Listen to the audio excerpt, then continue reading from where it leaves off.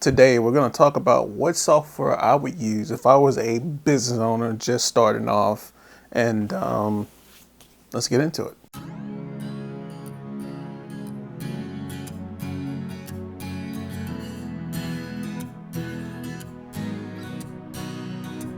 Hey guys, how's it going? My name is Adrian Reddix, and today is a continuation of the video from last week on if open source software is a good thing to use for a business owner. I came to the conclusion that maybe it wasn't the best way to run a business.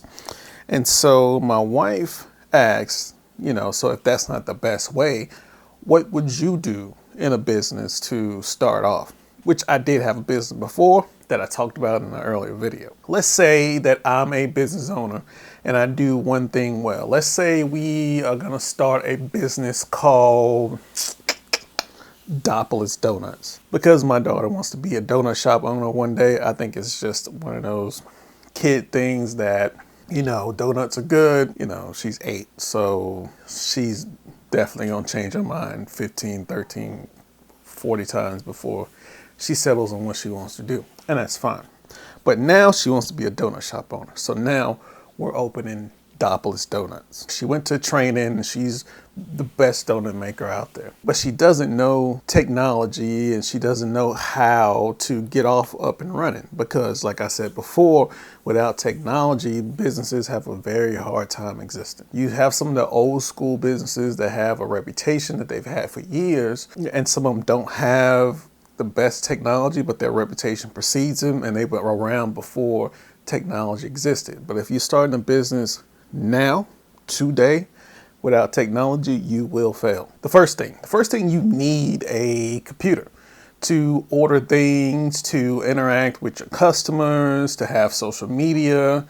You need a computer. And what I would recommend for a business owner just starting off would be a Windows machine. Why Windows and not Mac or Linux? 2 reasons why you wouldn't do a Mac. One, that gives you more capital to put towards your business. Macs and MacBooks and iMacs are notoriously a very premium product, meaning that for around the same performance from an Apple to a Windows machine, it's about sometimes as much as like a 50, 60% increase. Now, does Apple make a good product as far as quality and build?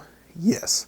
But when you're a business owner, 9 times out of 10, you want to spend and you're first starting off, you want to spend as little as possible, or you want to put as much as possible into your main product. And your computer, if you're a donut business or a food-based business, isn't necessarily going to be your main product because it's food. So I would do Windows. The second reason why I wouldn't pick a Mac as a business owner starting off is because compatibility.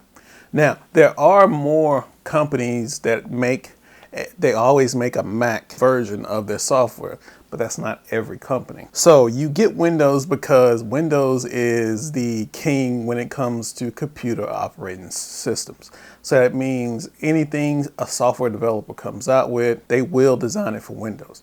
Now, the argument could be made for Linux and Mac in this situation, since a lot of the services and software that you use are web-based. So the argument can be made, it doesn't matter what operating system you use, which I did make that argument in another video. That's not a bad thing. But as far as usually, and it's happening a little different from when I was growing up. When I was growing up, it was just Windows that you learned on.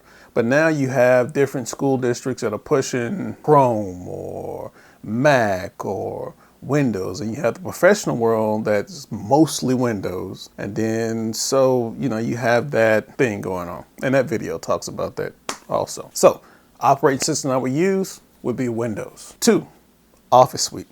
Office Suite that I'm going to use is a Office Suite I've talked about for the last 3 weeks, and it's LibreOffice. I don't know how much more I can tell you about LibreOffice other than it's fantastic.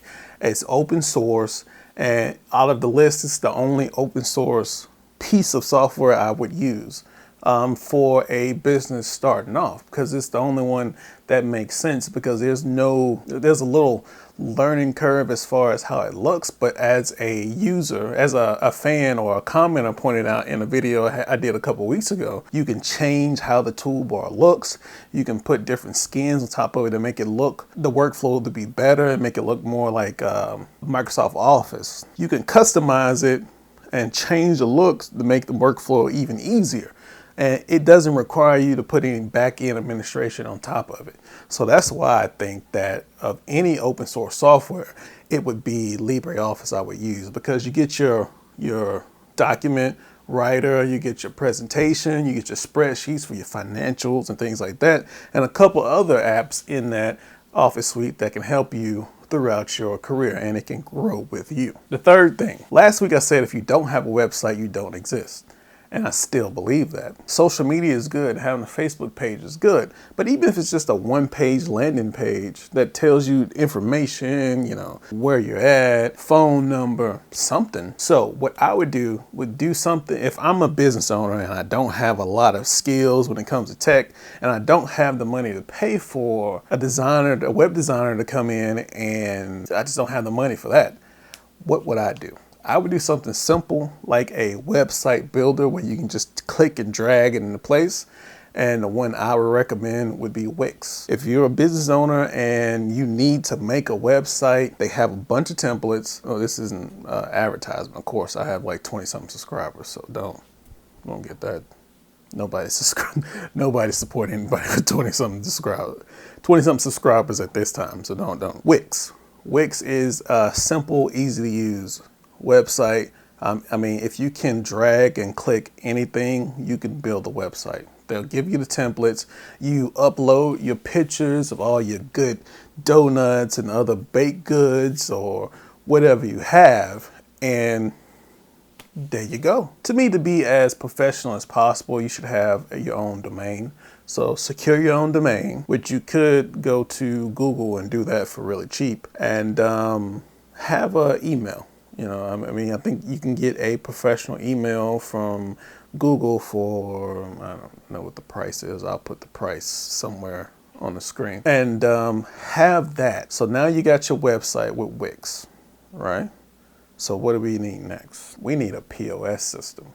Last week we talked about a open source POS system called Open Source POS. Again, it involves some administration. So this week, it's a POS system I use, and it's a POS system you've interacted with on a daily basis if you go out and buy food or anything, and it's Square.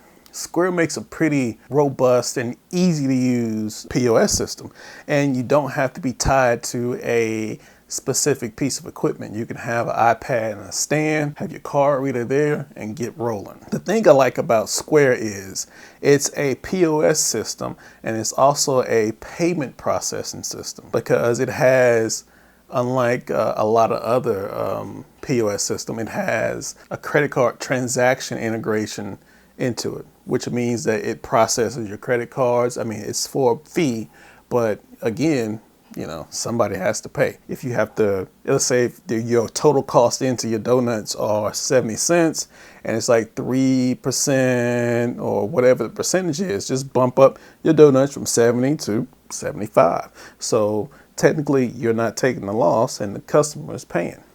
Right? Square for POS is a really good system. It's really simple, it's really clean, and you got your credit card processing all in one package, and it's essentially free to you. I mean, you may have to pay for some equipment as far as a card reader or something like that, but for what you're getting, it's a steal of a deal. And the last thing is a telephone system of some type. Last week we talked about free PBX. So what would I do as a starting off business person? I would do one or two things. Either I would run my business off a cell phone, or I'd get something like a wireless home phone. And when you're starting off, I mean, you're a donut shop. You don't have a lot of complexity yet. It could get like that, but it's not like that yet.